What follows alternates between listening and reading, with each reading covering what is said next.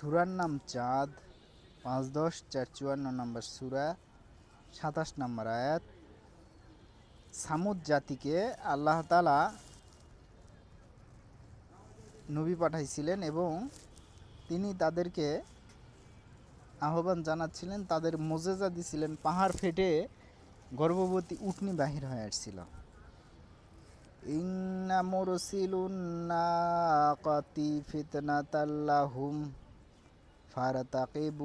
ফারতাকিবুহুম ওয়াসতাবির। আমি উহাদেরকে পরীক্ষার জন্য পাঠিয়াছি একটি উষ্ঠি, অতএব তুমি উহাদের আচরণ লক্ষ্য করো এবং ধৈর্যশীল হও। তিনটা কথা। সূরার নাম চাঁদ, ৫-১০-৪-৫৪ নম্বর সূরা, ২৭ নম্বর আয়াত। সেখানে চাঁদ, আয়াত, সূরা এগুলার বাংলা বলা দরকার। তো সেখানে বলতেছেন যে আমি পরীক্ষার জন্য, আল্লাহ তাআলা পরীক্ষার জন্যে তাদেরকে পাহাড় ফাইটে বিস্ফোরণ হইল, সেখান থেকে একটা বিশাল দানব আকৃতির একটা উটনি বের করলেন, ১০ মাস বয়সী, বের হয়ে গর্ভপাত করে দিল। সেই কথাটা বলতেছেন যে তাদের পরীক্ষার জন্য পাঠাইলাম। আল্লাহ তাআলা স্বাভাবিকভাবে তো মানুষের পরীক্ষা নেন, কিন্তু কখনো কখনো ঘুরিয়ে পরীক্ষা নেন, কারো না কারো দ্বারা। আমার দ্বারা আপনাকে, আপনার দ্বারা আমাকে। ফকির, মিসকিন, বড় লোক, আপনি বিপদগ্রস্ত, আপনিও পরীক্ষায় আছেন। কারো হাত পা, চোখ মুখ সব কিছু ভালো, টাকা পয়সা আছে, তাকেও পরীক্ষা করতেছে যে সে আল্লাহকে মানে কিনা।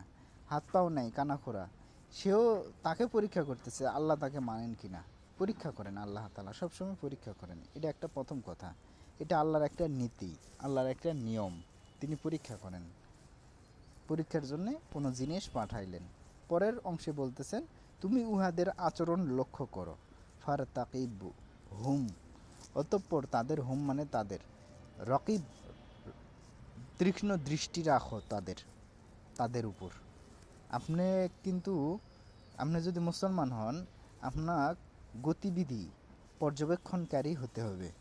আপনি যদি আল্লাহওয়ালা হন, আপনাকে হাবা গোবা এরকম হওয়ার কোনো সুযোগ নেই। কোরআন ওটা কোনো দিন আপনাকে অনুমতি দেয়নি।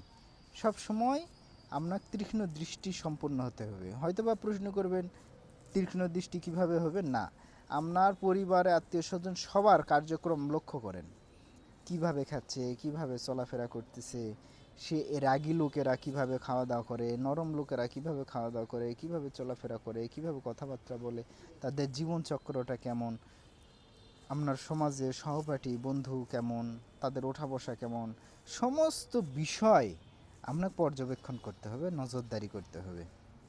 নজরদারি কইরা তথ্য পাচার কইরা লাখ লাখ টাকা কামাই করবেন, বিষয়টা এরকম নয়। আপনার প্রত্যক্ষ হিসাব রাখতে হবে। আপনার ছোট বাচ্চা, তাকেও নজরদারি করেন, তার চলাফেরা, ওঠা বসা, চিন্তা চেতনা, এ বয়সে কেমন, স্ত্রীকে, স্ত্রী স্বামীকে, তার চলাফেরা, ওঠা বসা, কথাবার্তা সব খেয়াল করেন।